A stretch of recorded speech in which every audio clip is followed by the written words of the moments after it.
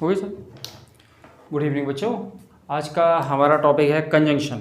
Conjunction की जैसे series चल रही है, इसमें कंजंक्शन के हम ऑलरेडी 2 पार्ट बना चुके हैं। पार्ट 1 और पार्ट 2 के नाम से 2 ऑलरेडी कंजंक्शन बन चुके हैं और आज कंजंक्शन की 3rd सीरीज स्टार्ट होगी। 3rd वीडियो है ये कंजंक्शन का, तो उसको अपन स्टार्ट करते हैं। तो सबसे पहले तो मैं कंजंक्शन के उस क्वेश्चन से करना चाहूँगा जो पिछले महीने यानी कि 21 जून 2023 की मॉर्निंग शिफ्ट में जो पेपर हुआ है उसके इस क्वेश्चन से स्टार्ट करते हैं अपन, है ना। जैसे मैंने पिछले वीडियो में बोला था कि अपन क्वेश्चन से स्टार्ट करेंगे। चलिए, तो क्वेश्चन है हमारा कुछ इस तरह से, अनलेस यू विल, कुछ इस तरह से क्वेश्चन था। मैं ये नहीं कह रहा हूं कि यही था, मैंने इतना देखा था कि अनलेस के साथ विल लगा हुआ था। Unless you will work hard you will fail. ये कुछ क्वेश्चन इस तरह से था एग्जाम का, unless you will work hard you will fail. तो ध्यान से समझिए जो मैं बता रहा हूँ, इसकी बहुत सिंपल सी एक छोटी सी बात आपको ध्यान रखना है इसमें क्वेश्चंस में। जब भी आपको इसमें 2 सेंटेंस दिए हुए हैं, एक यहाँ से यहाँ तक कॉमा दिख रहा होगा, है ना, एक कॉमा के पहले और एक कॉमा के बाद। तो जिस पार्ट में भी आपका कंजंक्शन लगा हुआ है ना, जिस पार्ट में भी, जैसे कौन कौन से कंजंक्शन होते हैं, वो अनलेस है और आपका अनटिल है और आपका एज सून एज है और आपका एज लॉन्ग एज है, एज लॉन्ग एज, इफ है, व्हेन है, प्रोवाइडेड दैट है, प्रोवाइडेड दैट, है ना, आफ्टर है और बिफोर है। जब भी आपको ये कंजंक्शन, ये सारे कनेक्टर दिख जाएं आपको पहले वाली क्लॉज में, जिस कभी कभी क्या होता है कि वाली क्लॉज इधर भी होती थी, यानी कि जिस क्लॉज में ये लिखे, 2 क्लॉज का मतलब 2 वाक्य हो गए, 2 सेंटेंस हो गया, 2 सेंटेंस दिए होंगे, एक सेंटेंस यहाँ से यहाँ तक है, एक सेंटेंस यहाँ से यहाँ तक है। तो जिस सेंटेंस में इनमें से कोई सा भी वर्ड लिखा होगा, इनमें से कोई सा भी वर्ड लिखा होगा, तो उस सेंटेंस में शैल, विल और वुड का यूज नहीं होता है। याद रखना, फिर से सुनो मैंने क्या कहा। जिस सेंटेंस में 2 सेंटेंस है, एक कॉमा के पहले है, एक कॉमा के बाद है, तो जिस सेंटेंस में ये वर्ड लिखे हुए हैं, इनमें से उसी वाले पार्ट में, उसी वाले सेंटेंस में, उसी सेंटेंस में, यानी उसी वाले भाग में शैल, विल, वुड का यूज नहीं होगा। जिस तरह से, जैसे ये शैल लिखा हुआ है, इसी वाले पार्ट में विल आ रहा है ना। अनलेस हमारा कहाँ है, इस वाले पार्ट में लिखा हुआ है, इस सेंटेंस में लिखा हुआ है, तो इस वाले पार्ट में ये नहीं आना चाहिए, ये गलत हो गया। उसी तरह से यहाँ पे अनलेस की जगह अनटिल हो सकता है, एज सून एज हो सकता है, एज लॉन्ग एज हो सकता है, इफ हो सकता है, व्हेन हो सकता है। तो उस तरह से यहाँ पर विल, शैल और वुड का यूज नहीं होगा। अब आ जाओ इस वाले विल पर। ये इस विल से कोई लेना देना नहीं है, क्योंकि ये तो कंजंक्शन कॉमा के बाद में आ रहा है, इससे हमें कोई लेना देना नहीं है। यहाँ आ भी सकता है, नहीं भी आ सकता है, ये हमारे कॉन्टेक्स्ट पर डिपेंड करता है। ठीक है, तो ये छोटा सा क्वेश्चन था जो मैंने आज सुबह ही देखा था, है ना। तो मैंने कहा एक बार डिस्कस कर लिया जाए, कंजंक्शन की अपनी सीरीज चली रही है और अच्छा क्वेश्चन है ये। कभी कभी इस तरह के क्वेश्चन आ जाते हैं एग्जाम में। ठीक है, नोट कर ले, ये वाली सारी वर्ड नोट कर ले, इंपॉर्टेंट वर्ड है।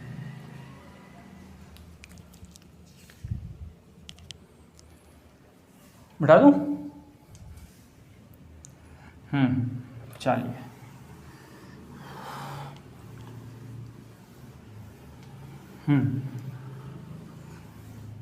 बिल्कुल बिल्कुल बिल्कुल। चलो, सेकंड रूल नंबर 2 लेते हैं आज का हम अपना। डाउट का मतलब क्या होता है, कोई बताएगा डाउट? वैसे ये वर्ड बहुत फेमस है, सभी लोग जानते हैं, है ना, कॉमन है, सब जानते हैं। डाउट, यार वो मेरी वाली डाउट बहुत करती है ना, कुछ इस तरह के क्वेश्चन, है ना। जैसे मैंने लिखा डाउट, यहाँ लिखता हूँ मैं आपको डाउट, ये वर्ब हो गया, वर्ब और नाउन दोनों होता है डाउट, ठीक है, ध्यान रखना। और डाउटफुल, ये एडजेक्टिव हो गया। जब भी सेंटेंस में डाउट या डाउटफुल का यूज हो, कैसे सेंटेंस में? एफर्मेटिव सेंटेंस में, एफर्मेटिव में पॉजिटिव कुछ भी कहना है, एफर्मेटिव सेंटेंस में, तो वहां पर आपको कनेक्शन लगाना है इफ, या वेदर। ठीक है, उसके बाद फिर सेकंड सेंटेंस होगा जैसा भी होगा। और अगर यही दोनों वर्ड हैं, डाउट या डाउटफुल, डाउट या डाउटफुल है, और अगर सेंटेंस में नेगेटिव है, सेंटेंस नेगेटिव है या इंटेरोगेटिव है, तो आपको कंजंक्शन दैट लगाना है। ठीक है, और उसके बाद फिर सेकंड सेंटेंस होगा, ये आप नोट कर लेना इसका। ठीक है, एक बार फिर से बता दूं, अगर ये कंजंक्शन है, ठीक है, तो डाउट और डाउटफुल वाले सेंटेंस एफर्मेटिव है तो आपको इफ़ या वेदर दोनों में से कोई सा भी एक यूज़ कर लेना है। जनरली मैं वेदर को प्रेफर करूँगा, है ना। उसका कारण होता है क्योंकि फिर वो बिल आएगा तो फिर इफ़ का यूज़ करना गलत हो जाता है, इसलिए मैं वेदर की सजेशन दूंगा। और यहाँ पर अगर ये सेंटेंस नेगेटिव हो जाते हैं, नेगेटिव या इंटेरोगेटिव हो जाते हैं, तो फिर कंजंक्शन हम दैट लगाते हैं। एग्जांपल से समझते हैं, जैसे मैंने लिखा शी डाउट्स, ये वर्ब है या नाउन है? अभी डाउट वर्ब नाउन दोनों होता है, बताएगा कोई? हाँ वर्ब है, अगर नाउन होता तो फिर एस लगा ही नहीं सकते थे हम, एस और एस तो वर्ब में लगता है। ठीक है ना, she doubts I can do it. एक, चलो इसी के लिख देता हूँ मैं सारे। दूसरा है शी इज़ नॉट डाउटफुल, अब ये चूँकि लिंकिंग वर्ब है ना इसलिए डाउटफुल लगाएंगे अपन। That I can do it, I can do it. तीसरा है शी डज नॉट डाउट,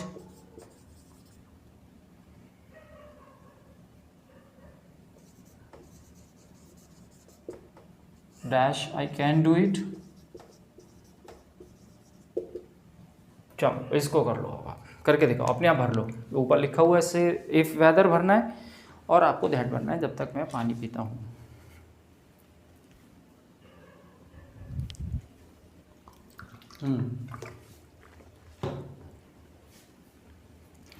चलिए देखें, तो ध्यान से देखिए। शी डाउट्स सेंटेंस एफर्मेटिव है, एफर्मेटिव में इफ़ या वेदर लगाना है, तो ये हमने इफ़ लगा लिया, वेदर भी लगा सकते हैं आप। ठीक है ना। सेंटेंस ये कैसा है, she is not doubtful, clear दिख रहा है, नॉट लगा हुआ है, नेगेटिव हो गया तो यहाँ पर हम इफ़ नहीं लगा सकते, दैट लगाएंगे। उसी तरह से ये भी दिख रहा है हमें क्लियर, नेगेटिव है तो हम दैट लगाएंगे। अच्छा एक क्वेश्चन और पूछूंगा मैं आपसे यहाँ पर, इसका एक क्वेश्चन मैं यहाँ पूछा ऊपर, है ना। जैसे मैंने लिखा यही वाला, she has little doubt dash I can do it. अब बताइए, आई can do it, she has little doubt dash I can do it. इसको अब आप बताइए, बताइए जिसको आ जाए फटाफट।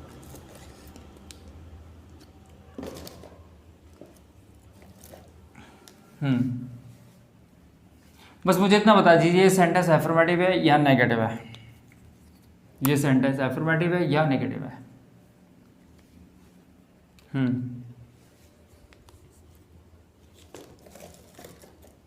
कैसा है?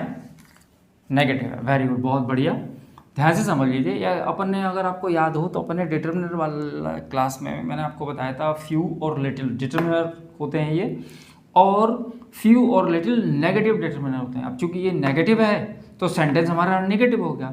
अब नेगेटिव हो गया हमारा सेंटेंस, तो नेगेटिव में, नेगेटिव और इंटरोगेटिव में कंजंक्शन हम दैट लेते हैं, तो अब यहाँ पर दैट का यूज़ करेंगे। ठीक है। और अगर इसके आगे हम इंडेफिनिट आर्टिकल लगा देते, जैसे अ लिटिल कर देते, तो अ लिटिल कर देते तो ये सेंटेंस पॉजिटिव बन जाता, तो फिर ये यहाँ पर इफ लगाना पड़ता, फिर हमें एफर्मेटिव बन जाता, तो एफर्मेटिव बन जाता तो हम यहाँ पर इफ लिखते या फिर वेदर लिखते हैं। समझ गए? तो ये जरूरी नहीं है सेंटेंस में कि नॉट लगा होगा सेंटेंस तभी नेगेटिव होगा, है ना। चलिए नोट करते चलिए, बस थोड़ा जल्दी जल्दी।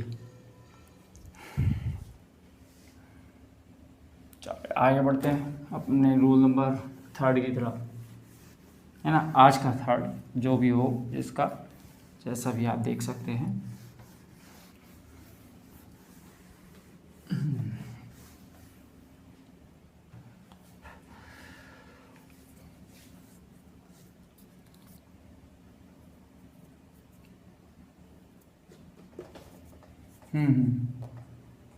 क्या पे?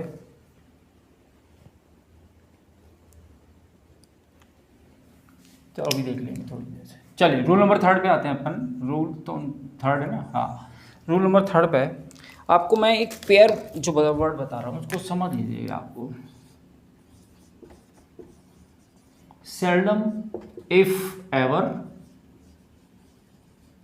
और सेल्डम और नेवर।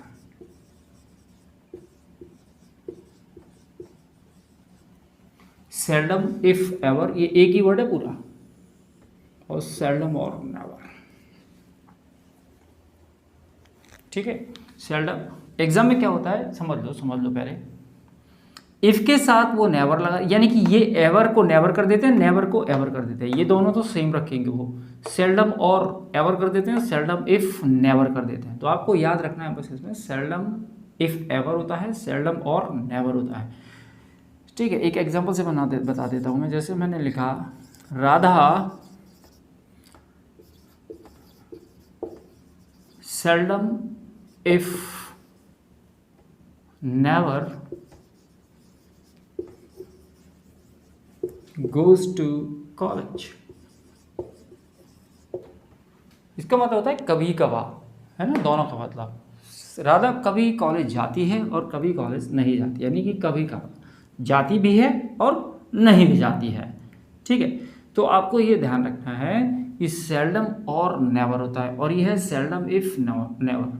होता क्या है हमारा सेल्डम इफ एवर, तो ये नेवर नहीं एवर होगा। तो ये हमारा गलत है, यहाँ पर नेवर की जगह एवर का यूज़ होगा। Seldom if ever goes to school college. ठीक है, राधा कॉलेज जाती भी है और राधा कॉलेज नहीं भी जाती है। तो एक बार मैं आपको फिर से बता दूं कि अब ये कहाँ किन कब आविष्कार हुआ, कौन से ग्रामेरियन ने बनाए। देखो मैं स्टूडेंट्स को विद्वान बना, ना तो मैं खुद विद्वान हूँ, थोड़ा बहुत जानकार हूँ मैं भी इंग्लिश का, थोड़ी बहुत। अभी मैं एक्चुअली मैं टीचर तो हूँ ही नहीं, स्टूडेंट हूँ मैं भी, अभी सीख ही रहा हूँ, है ना। और विद्वान कभी कोई हो नहीं सकता है। मेरा उद्देश्य ये रहता है कि मैं जो पढ़ा रहा हूँ वो एग्ज़ाम में, पूरी मेरी कोशिश ये रहती है कि आपके एग्ज़ाम में आ जाए वो। और विद्वान ना मैं खुद हूँ, ना मैं किसी को बना पाऊँगा। ठीक है भैया, जिसको ये लगता है कि मैं जो पढ़ा रहा हूँ एग्ज़ाम में, उसमें से एग्ज़ाम में अगर आ रहा है तो ठीक है, वरना आपके लिए रास्ते खोले हुए हैं, जैसा ठीक लगे आपको समझो। मैं बस इतना बता सकता हूँ कि ये चीज़ ऐसे होती है ना। यहाँ पर विद्वान कोई ना है, ना कोई बन सकता है। ठीक है, हमारा उद्देश्य सीधा सीधा ये है कि जो हमारा एग्ज़ाम है वो हमारा एग्ज़ाम क्रैक हो जाए, फिर भाड़ में जाए इंग्लिश, हमें कोई मतलब नहीं है। हमें एसएससी मिल जाए, हम और किसी को एसआई बनना है, जिसका जो टारगेट फिक्स किया हुआ है जिसने, उसको उसका जॉब मिल जाए, मेरा भी यही इंटेंशन रहता है। हमें फिर कहाँ चक्करों में पढ़ना है, ये सेल्डम एल्डम कहाँ इन चक्करों में पढ़ेंगे। अब चूँकि मेरी तो रोज़ी रोटी है, इसलिए मेरा तो यही चक्कर पड़ेगा भाई। ठीक है ना। तो आप बस इतना ध्यान रखिए कि आपको 25 मार्क्स की इंग्लिश आ रही है। पूरी कोशिश मेरी है कि 20+ आपको मैं करवा दूँ। ठीक है, ये मेरी पूरी कोशिश है।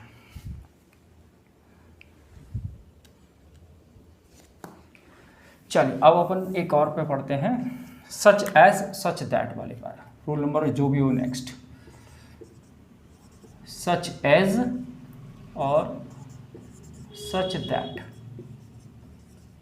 अब ध्यान से देखना, इसमें सच दो तरह से काम करता है बच्चों। सच एक कंजंक्शन होता है और सच एक इंडेफिनिट प्रोनाउन भी होता है ना। तो इसको ढंग से समझ लें आप।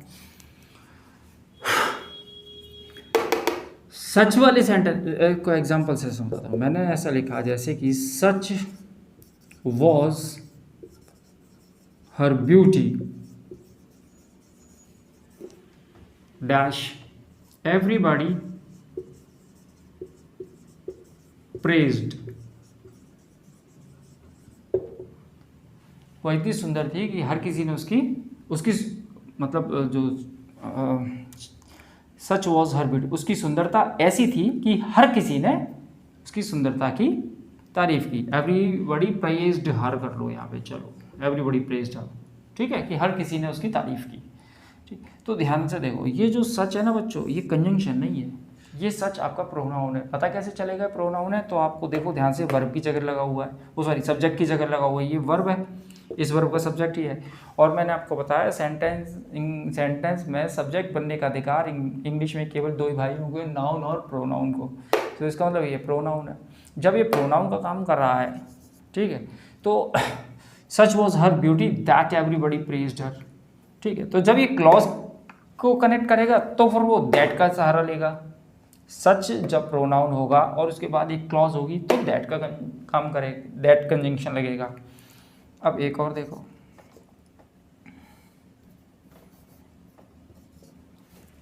You are not such a student I expected. अब इसको देखो आप, ये कंजंक्शन है। You are not such a student expected, I expected. अब ये कंजंक्शन है तो यहाँ पर हम एज लगा सकते हैं, एज ही लगाएंगे, लगा नहीं सकते, एज ही लगाएंगे, क्योंकि अब ये कंजंक्शन है ना। मैंने बताया सच जब प्रोनाउन की तरह काम करेगा तो हमें दैट, जैसे सच दैट को लोग कंजंक्शन क्या डालते हैं, ठीक है। तो सच जब प्रोनाउन की तरह काम करता है तो उसके साथ हमेशा दैट का यूज़ करते हैं, लेकिन सच जब कंजंक्शन की तरह काम करेगा तो सच के साथ हम एज का यूज़ करते हैं, ठीक है। You are not such a student, ठीक है। सच नाउन और एज आप ऐसे समझ लो, सच के बाद अगर मैं नाउन दिया हुआ है, इसको इस तरह से लिख सकते हो आप कि सच के बाद में अगर नाउन दिया हुआ है तो फिर आपको एज ही लगाना है, ऐसे समझ लो आप। सच के बाद नाउन होगा तो फिर वहाँ पर आपको एज ही लगाना है। ये सच है, ये नाउन है ना, क्योंकि नाउन आर्टिकल लगा हुआ है, इंडेफिनिट आर्टिकल लगा हुआ है, और इंडेफिनिट आर्टिकल नाउन के साथ लगता है। तो सच नाउन एज, सच नाउन एज, ऐसे समझ सकते हो आप, ठीक है।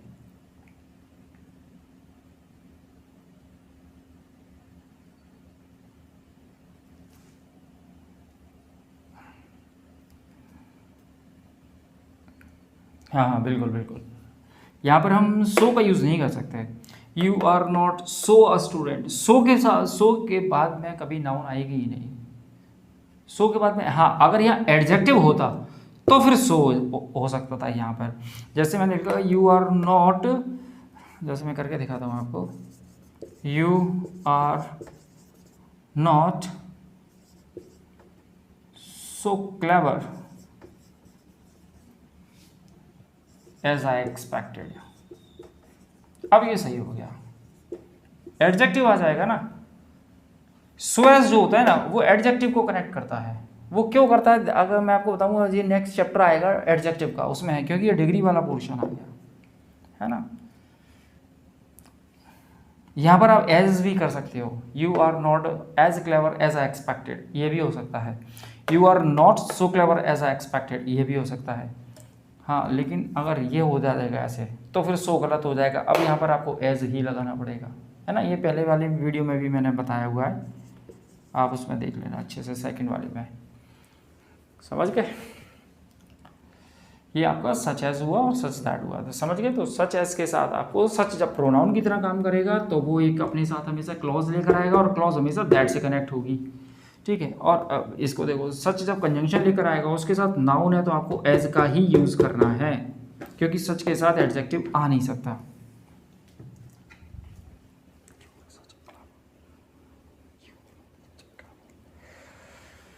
चलो बेटा,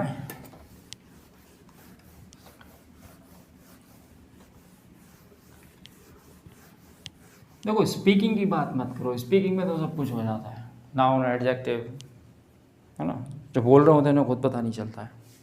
That is quite different. So we should not discuss about spoken English, because on spoken English I'm going to make some videos on spoken English as well. So if any of you is interested for learning spoken English, could be possible from next month. I'm going to some videos on spoken English as well, because most of my students have recommended me to make videos on spoken English. So I think spoken English can be learnt by some different ways, and there are some particular rules and regulations, and I will teach you how to take practice of spoken English and how to make yourself a good English speaker, how you have to create yourself in English atmosphere, and how you can improve your vocabulary, how can you enhance your spoken English. So this everything will be taught you in the next coming videos. हाँ ने बिल्कुल बिल्कुल बिल्कुल बिल्कुल बनाने जा रहा हूँ. हाँ, completely free of cost. That will be completely free of cost. You will not be charged even a single penny. Don't worry.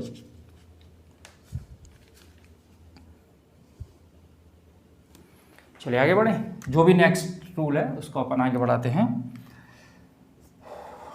अब इसको भी देखें. Because, since and as. क्या कह रहा है? नहीं, अगर मैं क्लास में इंग्लिश बोलूँगा तो कुछ बच्चे देखो कुछ ऐसे भी होंगे जो यूट्यूब पर जिनको शायद इंग्लिश समझ में ना आए, है ना. तो मैं कोशिश ये रहती है मेरी कि मैं अपन अभी ग्रामर वाला पोर्शन पढ़ा है तो ग्रामर वाली क्लास में अपन ग्रामर सीखें तो ज़्यादा अच्छा है. स्पोकन इंग्लिश वाली क्लास में इसके बाद वाला बैच जो है वो स्पोकन इंग्लिश का है. If you are interested for learning spoken English, you need not to stay from here. You can sit here and take practice with us. चलिए वापस आते हैं अपनी क्लास में. बिकॉज एक कंजंक्शन भी होता है, बिकॉज ऑफ एक प्रपोजिशन भी होती है. बिकॉज कंजंक्शन दो तरह से काम करता है, ध्यान से समझ लेना सब लोग. बिकॉज कंजंक्शन दो तरह से काम करता है.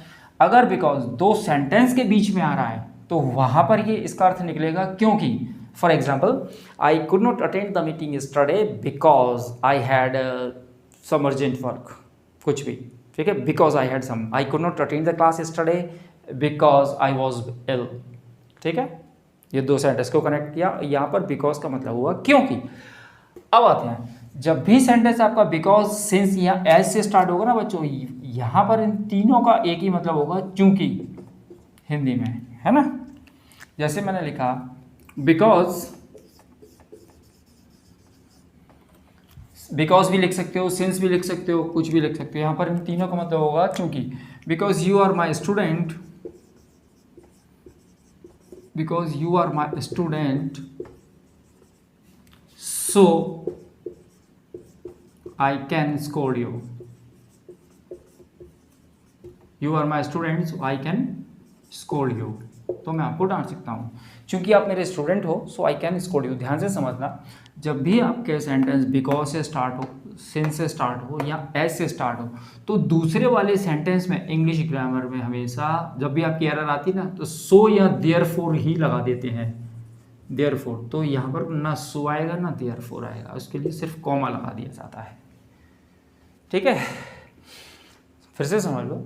जब भी सेंटेंस आपका बिकॉज, सिंस या एज से स्टार्ट होगा तो दूसरे वाले सेंटेंस में, दोनों सेंटेंस के बीच में कोई भी कंजंक्शन नहीं आएगा. अब मैंने सो देयरफॉर इसलिए लिखा हुआ है क्योंकि जनरली क्वेश्चन पे सो या देयरफॉर लगाते हैं क्योंकि यहाँ पर इसलिए का सेंस निकलता है, और सो देयरफॉर इसलिए की इंग्लिश होती है, इसलिए यहाँ पर वो जनरली सो या देयरफॉर लगा देते हैं.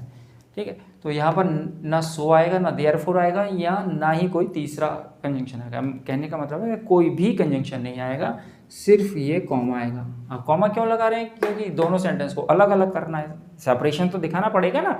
अगर हम ये कॉमा नहीं लगाएंगे तो ये फिर सब कुछ एक ही बन जाएगा, जो कि है नहीं पॉसिबल. इसलिए हम कॉमा लगा रहे हैं. ठीक है, सरल सी बात है ये.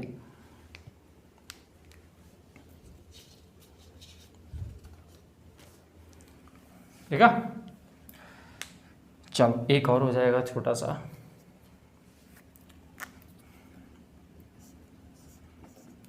नो सूनर, इसके भी क्वेश्चन पिछले महीने वाले जो सेट आए हैं, जून में जो एसएससी का एग्ज़ाम हुआ है, आए हैं इसके भी क्वेश्चन. तो इसीलिए मैं इसको पूरा फॉर्मेट लिख रहा हूँ. नो सूनर के लिए हम रिवर्सन वाला रूल लगाते हैं. नो सूनर एक एडवर्ब, कंजंक्शन के साथ साथ एक एडवर्ब भी होता है, ध्यान रखना. तो नो सूनर इसीलिए रिवर्सन वाला लगा रहे हैं, इसलिए इसको डिड, और इसके साथ हमेशा डिड या हैड, केवल दो ही हेल्पिंग वर्ब आती हैं, डिड या हैड. उसके बाद आएगा सब्जेक्ट, फिर आएगा, अगर डिड है तो सब्जेक्ट के बाद में वर्ब की फर्स्ट फॉर्म आएगी, और अगर हैड है तो सब्जेक्ट के बाद में वर्ब की थर्ड फॉर्म आएगी. और डिड है तो वर्ब की फर्स्ट फॉर्म, हैड है तो वर्ब की थर्ड फॉर्म. उसके बाद कंजंक्शन इसका होगा नो सूनर का देन, और देन की स्पेलिंग होगी THAN। उसके बाद फिर आपका सब्जेक्ट और देन सेकंड फॉर्म। ठीक है, और इसका हिंदी भी मतलब बता देता हूं मैं ना। नो सूनर का मतलब होता है जैसे ही, और देन का मतलब होता है वैसे ही। तो एग्जांपल से समझते हैं इसको। जैसे मैंने लिखा नो सूनर डैश सचिन केम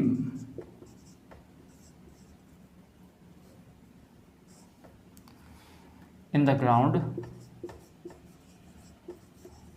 ये जो मैं ब्लैंक छोड़ रहा हूँ ना, ये मैं इसलिए छोड़ रहा हूँ क्योंकि एग्जाम में जो एरर आएगी ना, इसके केवल 4 ही पोर्शन होते हैं, 4 ही जगह एरर आती है इसकी क्वेश्चन की।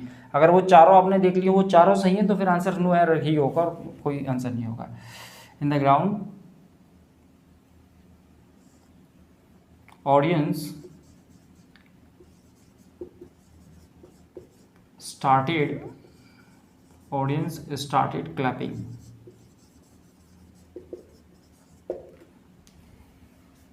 ठीक है, सॉरी मैं यहाँ पे लिख गया ऑडियंस स्टार्टेड। ये तो पहली बात ध्यान से समझिए, ये 4 स्पेस दिख रहे हैं आपको। ठीक है, जब भी आपका सेंटेंस नो सूनर से स्टार्ट होता है तो इसकी जो एरर होती है वो केवल इन्हीं 4 जगह पर दी जाएगी, 1 2 3 4। ठीक है, तो आपको ध्यान से देखना है। नो सूनर के तुरंत बाद डिड यहाँ हेड आना चाहिए, पहली बात तो है ना। मैंने यहाँ पे वर्ब नहीं लिख पाया हूँ मैं, हाँ सॉरी, ये वर्ब के लिए है। तो ठीक है, तो मानकर चलिए वर्ब लगी है इसमें कम। ठीक है, अब यहाँ पर हेल्पिंग वर्ब आ गई डिड। अगर यहाँ थर्ड फॉर्म है तो यहाँ पर हेड आ जाएगा, यहाँ डिड है तो फर्स्ट फॉर्म आ जाएगा। अब चूंकि कम फर्स्ट भी होती है और थर्ड भी हो सकती है, तो यहाँ डिड और हेड कोई भी आ सकता है। ठीक है ना, हेड लग जाएगा इधर, ये तो थर्ड फॉर्म का काम करने लगेगी। डिड लगा हुआ है, ये तो फर्स्ट फॉर्म का काम कर रही है। ठीक है, 1 2। तीसरा देन की स्पेलिंग को गलत कर देते हैं, या तो वो कंजंक्शन वैन कर देंगे WHEN। ठीक है, या फिर देन की स्पेलिंग गलत कर देंगे THEN। तो आपको ध्यान रखना है एक एरर इसकी यहाँ पर आती है।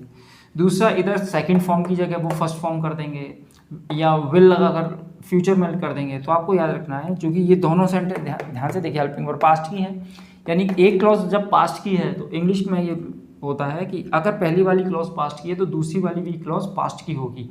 वो कॉन्टेक्स्ट पर डिपेंड करता है, क्योंकि ये दोनों पास्ट की हैं तो ये भी फिर पास्ट की बनेगी, स्टार्टेड। ठीक है, ये 4 जगह आती हैं इसके। तो 1 2 3 4 आपने देखा, ये 4 जगह अगर सही है तो फिर आप सीधा अपने नो एरर पर आ जाइए। एक और बता देता हूँ मैं, जैसे मैंने लिखा, इसका हिंदी ट्रांसलेशन करेगा कोई। No sooner did Sachin come in the ground, जैसे ही सचिन ग्राउंड में आया तो ऑडियंस स्टार्टेड क्लैपिंग। ऑडियंस, वैसे ही ऑडियंस ने ताली बजाना शुरू कर दिया। No sooner had the principal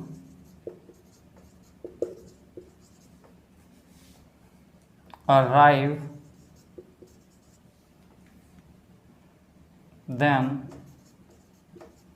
all the students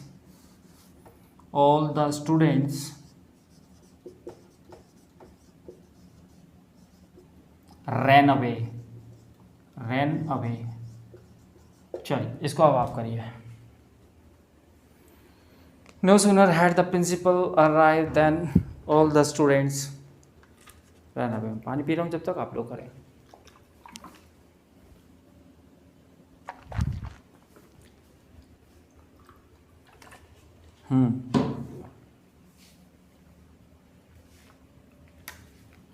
देखें, नहीं ये जरूरी नहीं है कि यहाँ पर डिड ही हो, हेड भी हो सकता है, लिखा तो बेटा। बस आपको ध्यान रखना है, डिड है तो सब्जेक्ट के बाद फर्स्ट फॉर्म आएगी, हेड है तो सब्जेक्ट के बाद थर्ड फॉर्म आएगी।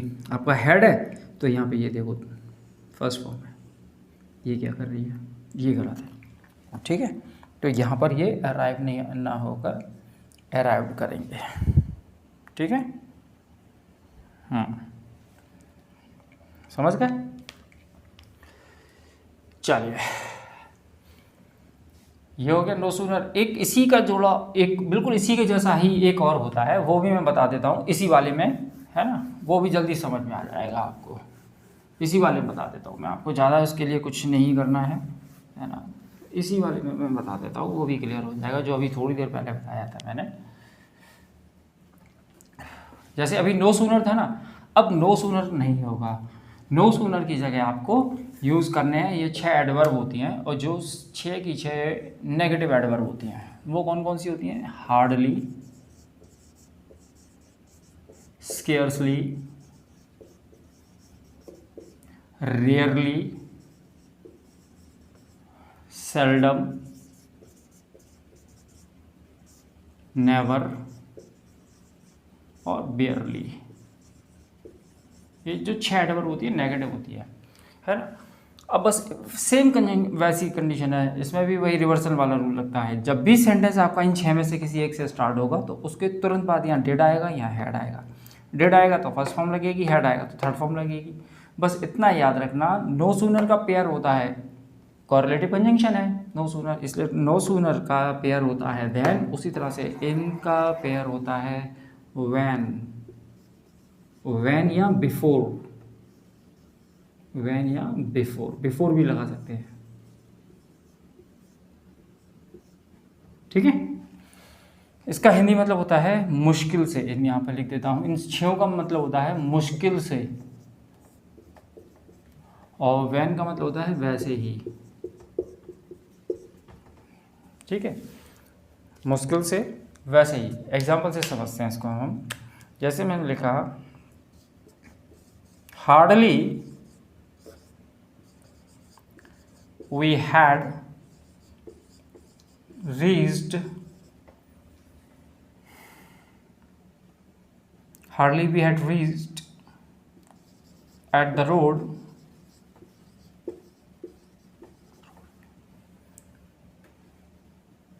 when it started raining, it started raining। इसको आप करिए भाई। Hardly we had reached at the road when it started raining.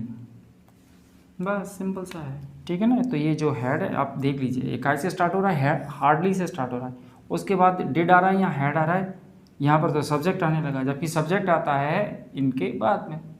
तो ये हेड यहाँ ना आकर यहाँ आता है, ठीक है। और इसका पेयर तो व्हेन सही लगा हुआ है, समझ गए। एक और देख लेते हैं इसका, सिंपल सा है वैसे तो। Scarcely did the meeting began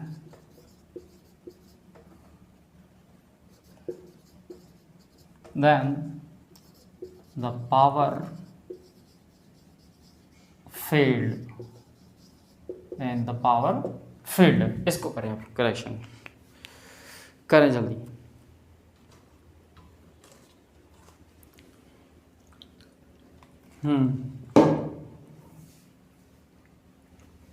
आया, करें जल्दी करें। अरे सीधा ये फॉर्मेट रखा है, उसमें आपको रखना है, छोटी सी चीज़ है भाई,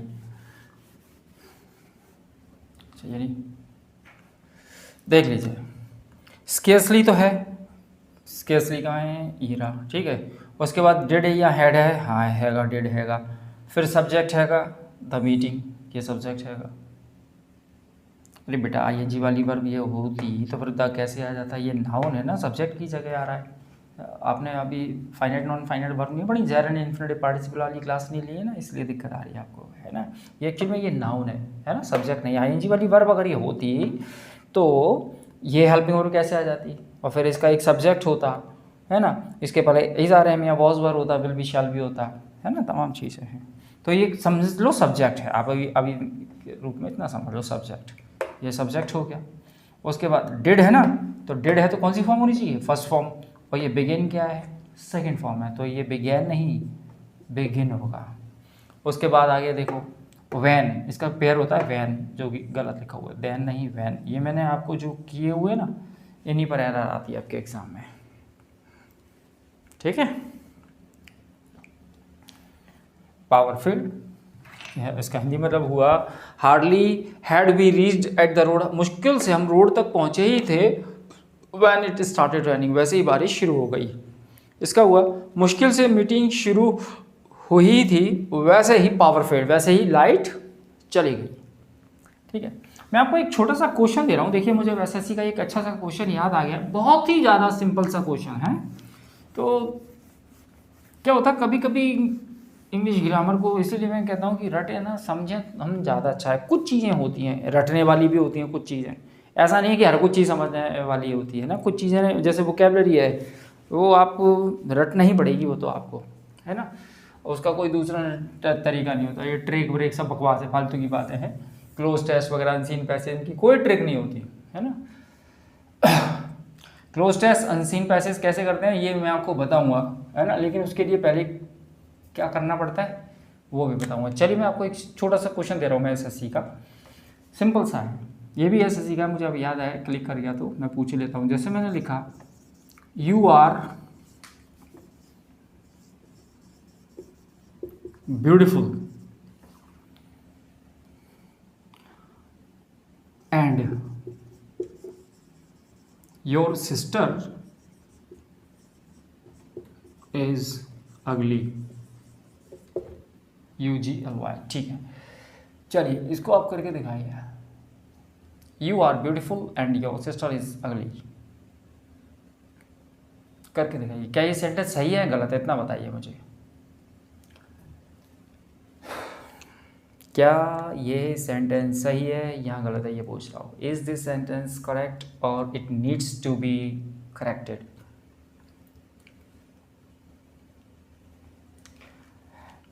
एंड हमारा कैसा कंजंक्शन है, कोऑर्डिनेटिंग कंजंक्शन है, समझ लीजिए, नहीं आ रहा तो समझ लीजिए। एंड एक कोऑर्डिनेटिंग कंजंक्शन है, और कोऑर्डिनेटिंग कंजंक्शन कैसे होते हैं कि कोऑर्डिनेटिंग कंजंक्शन वो होते हैं जिसके पहले और उसके बाद में सेम यूनिट के वर्ड होने चाहिए, सेम पार्ट्स ऑफ स्पीच वाले वर्ड होने चाहिए। अगर जैसे सपोज एंड भी एक कोऑर्डिनेटिंग कंजंक्शन है, तो इसके पहले आपका एडजेक्टिव है तो बाद में भी एडजेक्टिव होना चाहिए। अगर एंड के पहले एडवर्ब है तो बाद में भी एडवर्ब होनी चाहिए। एंड के पहले अगर एडवर्ब है तो एंड के बाद भी वर्ब होना चाहिए। ठीक है, तो एंड के पहले यहाँ पर ये क्या हो रहा है, एडजेक्टिव, अगली ये भी एडजेक्टिव, तो दो एडजेक्टिव को जोड़ रहा है, ये बिल्कुल सही है। दो कंप्लीट सेंटेंस को जोड़ रहा है ना, दोनों सेंटेंस दो क्लॉज को जोड़ रहा है, दोनों क्लॉज आपकी एडजेक्टिव की हैं।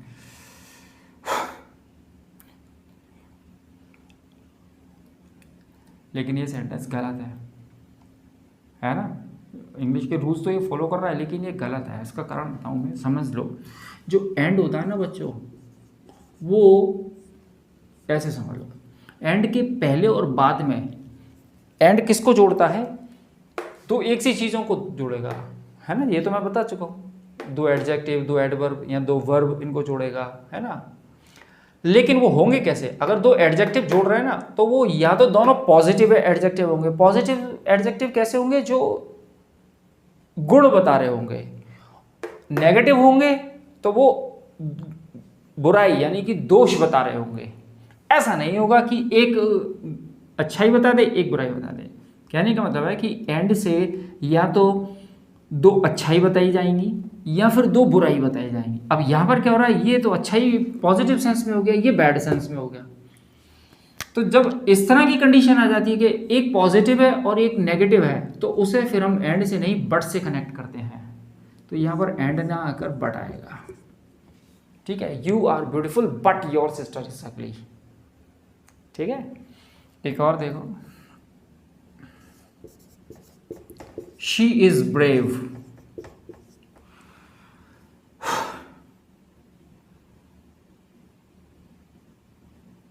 And beautiful.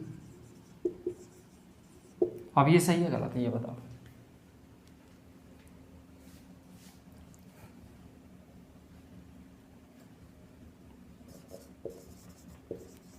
You are rich but miser. तुम अमीर हो लेकिन कंजूस हो, ये अपोजिट हो गई, अपोजिट डायरेक्शन को जोड़ने के लिए बट का यूज़। और ब्रेव और ब्यूटीफुल दोनों सेम कैटेगरी के वर्ड हैं, है ना, एक ही लड़की है, वो ब्रेव भी है और ब्यूटीफुल क्या है, ये पॉजिटिव दे रहा है। तो जो चीज़ पॉजिटिव होगी, या दोनों पॉजिटिव होंगे या दोनों नेगेटिव होंगे, तो वो एंड से कनेक्ट होगा। लेकिन एक पॉजिटिव, अमीर होना कोई बुराई थोड़ी ना है, अच्छी बात है। तो ये पॉजिटिव है, माइजर, कंजूस होना बुरी बात है। तो ये पॉजिटिव, ये नेगेटिव। तो एक पॉजिटिव और एक नेगेटिव होता है, तो वो बट। और दोनों पॉजिटिव हों या दोनों नेगेटिव हों तो एंड।